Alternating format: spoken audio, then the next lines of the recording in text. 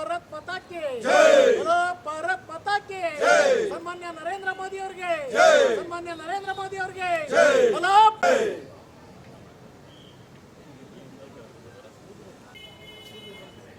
भारत माता की जय की जय, बोलो भारत माता की जय, नरेंद्र मोदी जी की जय, अमित शाह की जय, भारत माता की जय, वंदे मातरम, वंदे मातरम।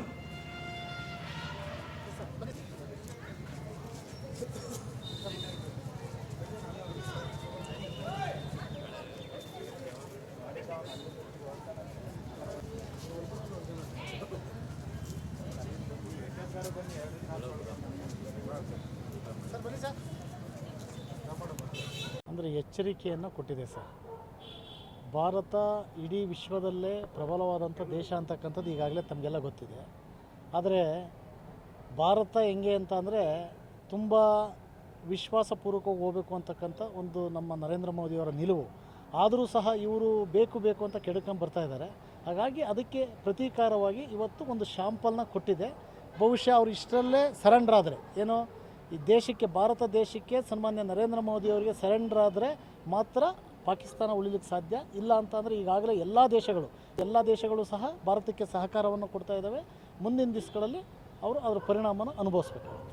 ಆಪರೇಷನ್ ಪಾಕಿಸ್ತಾನ ಅಂತಕ್ಕಂಥದ್ದು ಯಾಕೆ ಅಂತಂದರೆ ಅವರು ಏನು ಸೈನಿಕರ ಮೇಲೆ ಇವ್ರ ಮೇಲೆ ದಾಳಿ ಮಾಡಿರ್ತಕ್ಕಂಥದ್ದು ಇದಿತ್ತು, ಅದಕ್ಕೆ ಪ್ರತೀಕಾರವಾಗಿ ಮಾಡ್ತಕ್ಕಂಥದ್ದು ಸಂಸ್ಕೃತಿ. ಅದು ಆ ಸಂಸ್ಕೃತಿಯನ್ನು ತೋರಿಸಿದ್ದೀವಿ. ಮುಂದಿನ ದಿವಸಗಳಲ್ಲಿ ಇಷ್ಟಕ್ಕೆ ಸರೆಂಡರ್ ಆದರೆ ಸರಿಯಾಗುತ್ತೆ. ಇಲ್ಲ ಅಂತಂದರೆ ಭಾರತವನ್ನು ಯಾವ ರೀತಿ ಉಳಿಸ್ಬೇಕು, ಭಾರತ ಬಲಿಷ್ಠವಾದಂಥ ದೇಶ.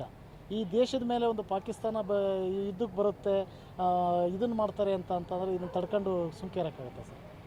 ಅವರ ಆತ್ಮಕ್ಕಲ್ಲ, ಇಡೀ ಭಾರತ ದೇಶದ 148 ಕೋಟಿ ಕುಟುಂಬಕ್ಕೆ, ವಿಶೇಷವಾಗಿ ಅವರ ಅಗಲಿರ್ತಕ್ಕಂಥ ಅವರ ಕುಟುಂಬಗಳು ಏನು ಇವತ್ತು ತುಂಬ ಭಯಭೀತಿನಲ್ಲಿದ್ದರು, ಅವರಿಗೆ ನಿಜವಾಗ್ಲೂ ಸಹ ಆತ್ಮಸ್ಥೈರ್ಯ ಬಂದಿದೆ.